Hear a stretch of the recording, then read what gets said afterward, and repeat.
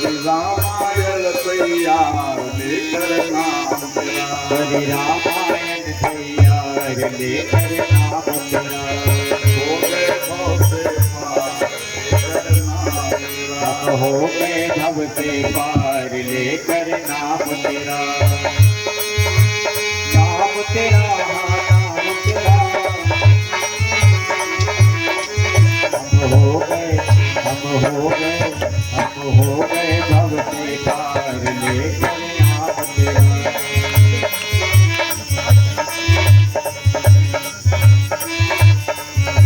हे नल नील जाति के बानर, हे नल नील जाति के बानर, राम नाम लख दिया सिया पर, राम नाम लिख दिया सिला पर, हो गई सेना पार लेकर नाम तेरा, हो गई सेना पार लेकर नाम तेरा, हो गए भव से पार लेकर नाम तेरा, अब हो गए भव से पार लेकर नाम तेरा।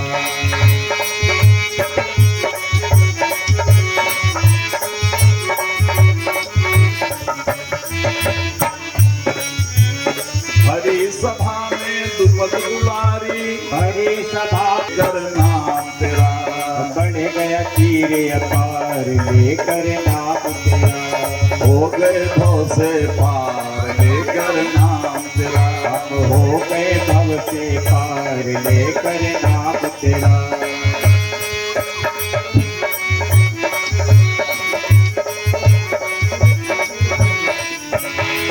हम हो गए भव से पार लेकर नाम तेरा।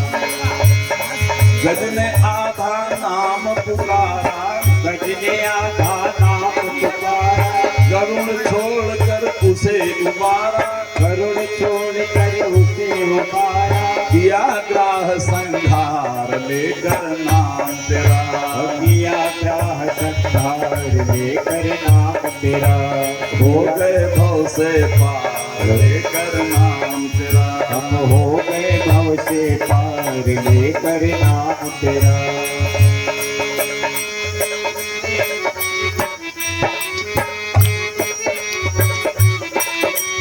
जिनको स्वयं तार नहीं पाए, जिनको स्वयं तार नहीं पाए, नाम लिए से मुक्ति पाए, नाम लिए से मुक्ति पाए, महिमा नाम अपार लेकर नाम तेरा, महिमा नाम अपार लेकर नाम तेरा, हो गए भव से पार लेकर नाम तेरा, हो गए भव से पार लेकर नाम तेरा, हो गए भव से पार लेकर नाम तेरा। मीरा गिरधर नाम पुकारी, मीरा गिरधर नाम पुकारी, विषयमृत कर दिया मुरारी, विषय अमृत कर दिया मुरारी, खुल गए चारों द्वार लेकर नाम तेरा, खुल गए चारों द्वार लेकर नाम तेरा, हो गए भव से पार लेकर नाम तेरा, हो गए भव से पार लेकर नाम तेरा।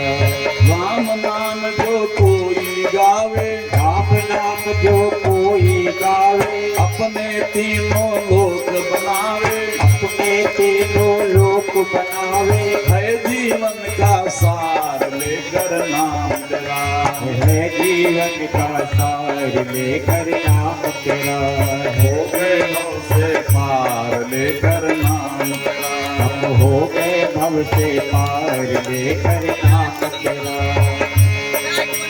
नाम तेरा नाम तेरा नाम तेरा नाम तेरा, हम हो गए भव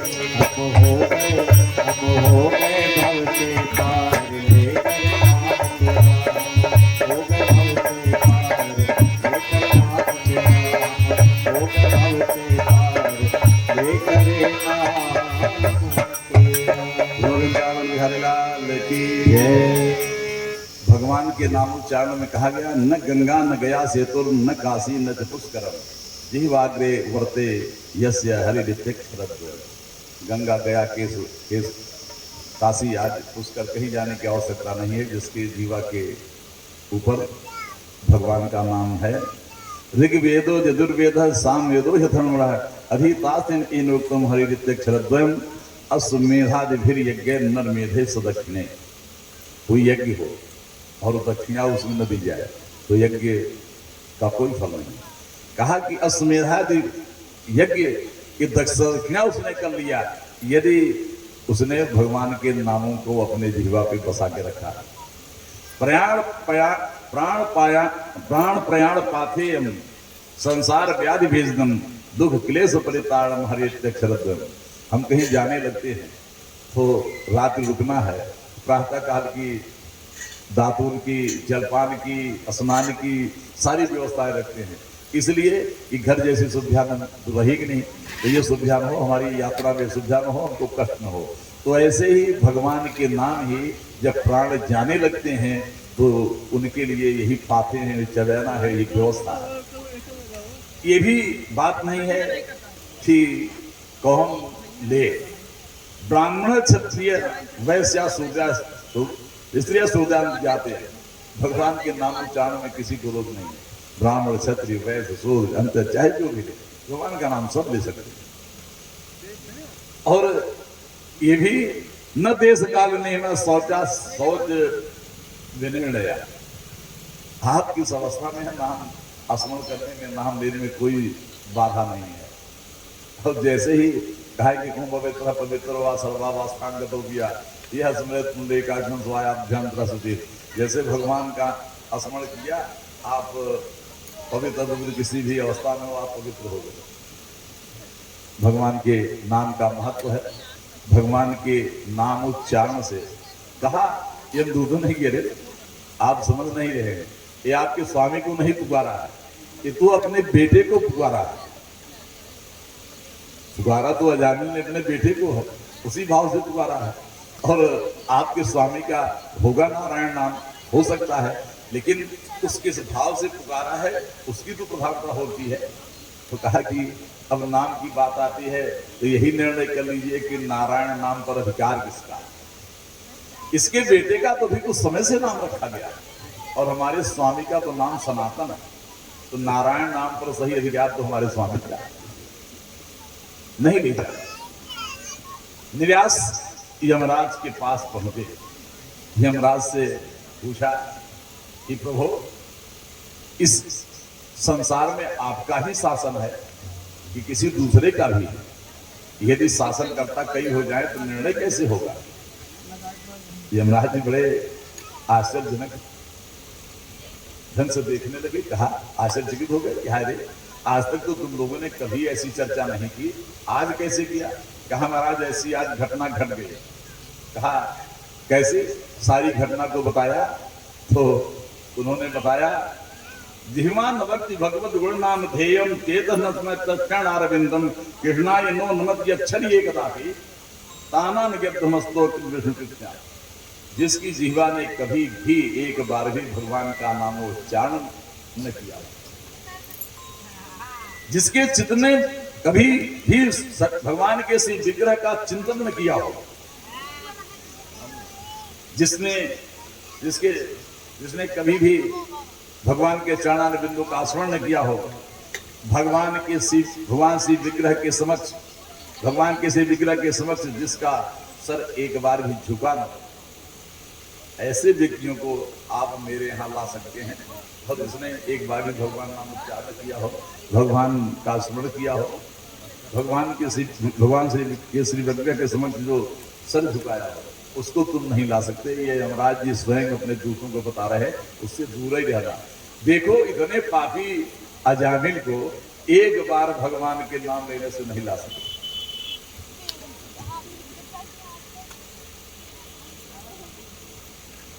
दक्ष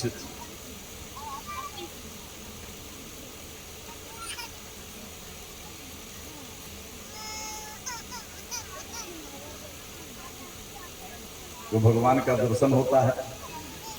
नारद जी के उपदेश से दक्ष ने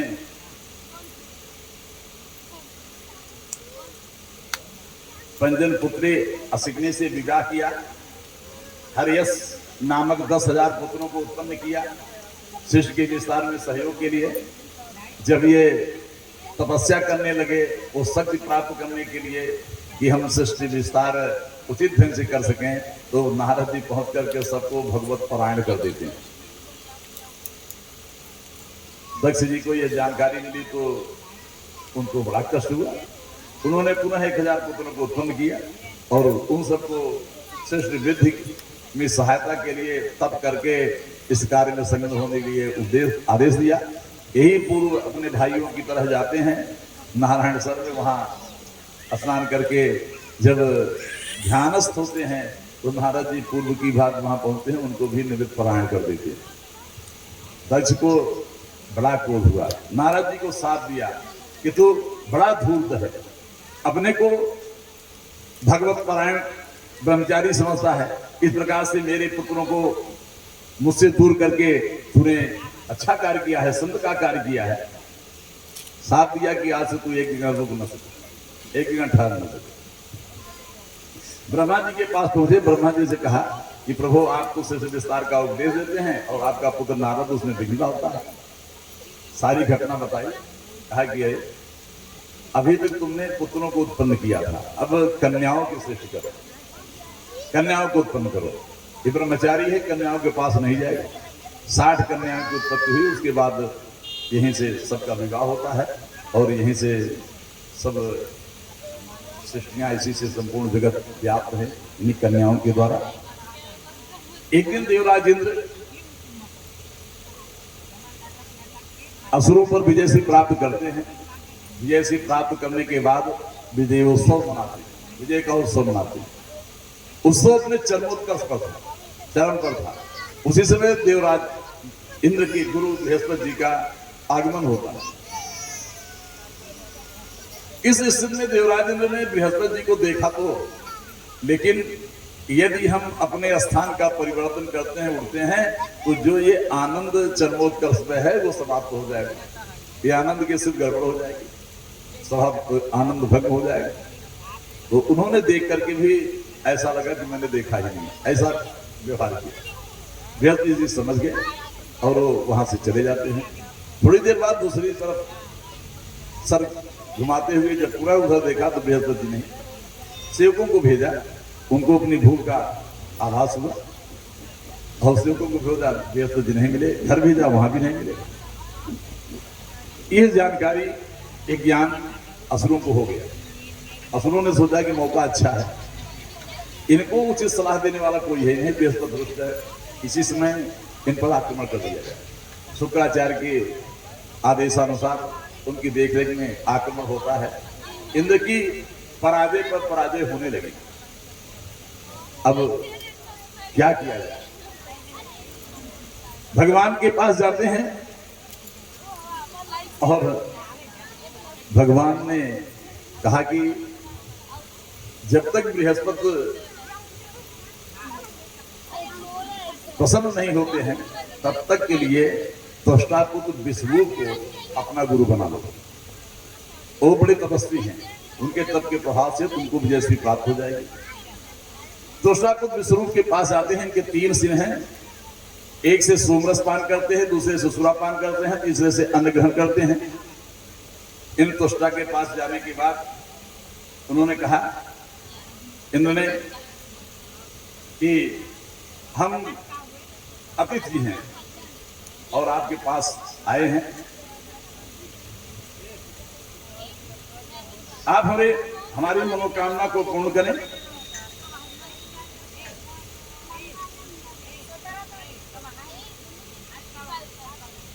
बताया उन्होंने कि उपरेहिती जो है वो बड़ी ही निंदनीय है, इसकी प्रशंसा भी की। और फसल काटने के बाद जो खेतों में अन्न गिर पड़ते हैं उनका सिलोंचन वृत्ति है, उनका मैं चुन लेता हूँ। चुन लेने के बाद अपना जीवन और आए हुए अतिथि का सत्कार कर लेता हूँ, तो मुझे और कुछ चाहिए नहीं। कहा लेकिन आप आए हैं हमारे यहाँ, तो कहा कि भिक्षुका नहीं याचन्ति गेहे गेहे जने जने देयम देयम पुनर्देयम न देयम फलमेति च। यदि कोई याचक आपके पास आया है और आप उसको खाली लौटा दें तो वो वास्तव में याचना नहीं करता है, वो बताता है कि आप दीजिए, बार बार दीजिए, नहीं दीजिए तो मेरी जैसी स्थिति होगी। अगर आप नहीं दान देते हैं, जैसे एक घटना आती है, सब बताते हैं कि कर्ण स्वर्ण दान बहुत करता था, अन्न दान नहीं करता था, तो वहां कहा कि अब स्वर्ण है, इसी को आप खाओ पियो। तो सबकी अपने अपने स्थान पे है, जो आपने दिया है वही प्राप्त होगा आपको। बाद में अतिथि हैं, आप आए हैं, आपका सत्कार मैं करूंगा। नारायण कवच का उपदेश दिया। नारायण कवच के उपदेश के प्रभाव से इंद्र ने पुनः असुरों पर विजय प्राप्त की। यह कारण ये था इसका, देवराज इंद्र ऐरावत पर चढ़ करके जा रहे थे, दुर्वासा जी का सामना हुआ। दुर्वासा जी को उन्होंने प्रणाम किया, ऐरावत पर बैठे बैठे, जबकि चाहिए था और रावत से उतर करके उनको प्रणाम करते। इस धृष्टता पर ध्यान नहीं दिया दुर्वासा जी ने। देवराज इंद्र हैं, इनको कुछ उपहार में देना चाहिए। अपने गले में सुंदर सुशोभित माला पुष्प की उन्होंने, जो बड़ी सुगंधित थी, और उसको उन्होंने देवराज इंद्र को उपहार में दिया। देवराज इंद्र ने उसको सर झुका करके स्वीकार किया और एक बार अपनी नासिका से उसके सुगंध को सूंघ करके ऐरावत के मस्तक पर डाल दिया। उसके सुगंध से विह्वल ऐरावत मस्तक से उस माला को लेता है, वो भी सूंघ करके पृथ्वी पर पटक देता है और कुचलता हुआ चला जाता है। एक ही क्षण में अपने दिए हुए उपहार की सुधा को देख करके उनको क्रोध होता है, स्त्रीहीन होने का साथ दे दिया। यही कारण था। और अब विश्वरूप के पुनः तप के प्रभाव से उनको ये मिलता है। विश्वरूप जी सत्य पक्ष असुर पक्ष का ननिहाल है इनका। तो जब भी कभी कार्य करते हैं देवताओं की वृद्धि के लिए, तो कुछ आहुतियां असुरों के पक्ष में भी डाल देते हैं। देवराज इंद्र ने एक बार इनकी इस स्थिति को देख लिया और क्रोधित होकर के इनका सर अलग कर दिया, तीनों सिर काट डाले। सोमरस पान करने वाले से पपीहा, सुरापान करने वाले से गौरैया, अन्न ग्रहण करने वाले से तीतर की स्थिति होती है, ब्रह्म हत्या लगती है। और बहुत समय बाद ब्रह्म हत्या का निवारण करते हैं। पृथ्वी, वृक्ष, स्त्रियों और जल, इन चारों को चतुर्थांश चतुर्थांश दे करके हत्या से मुक्त होते हैं। जब विश्वरूप का वध हो गया तो तुष्टा को बड़ा क्रोध आया इंद्र के ऊपर। उन्होंने इंद्र सबको विवर्धस्व मातृम जाहे विदुषम, इस मंत्र से इंद्र की मृत्यु के लिए, इंद्र को मारने वाले पुत्र की उत्पत्ति हो, ऐसा कह करके अग्नि में आहुति। एक पुरुष की उत्पत्ति हुई जो चारों ओर एक बाण के बराबर विस्तार को प्रतिदिन प्राप्त कर लेता था। इसीलिए चारों ओर बढ़ने के कारण से इसका नाम वृत्तासुर पड़ा। और इन्होंने जो ये यज्ञ किया, जो आहुति डाली, उसमें शब्दों का थोड़ा सा उच्चारण में परिवर्तन हो गया और उसका कारण ये हुआ कि इंद्र से मरने वाले पुत्र की उत्पत्ति हो गई। शब्द तो वही हो, बोलने के ढंग में परिवर्तन हो जाए तो कैसे अंतर होता है, इसका एक छोटा सा उदाहरण आपके समक्ष रखता हूँ। जैसे आप कहते हैं कि वह गया, एक सामान्य सी बात है। अगर आप कहते हैं वह गया तो तुरंत भाव बदल गया। शब्द वही है, कहने के ढंग में परिवर्तन हो गया, भाव बदल गया। किसी ने कहा कि मैंने मारा, कहा मैंने मारा, तुरंत परिवर्तन हो गया भाव। शब्द के उच्चारण के दीर्घ ह्रस्व आदि की स्थितियों से भाव परिवर्तित हो गया।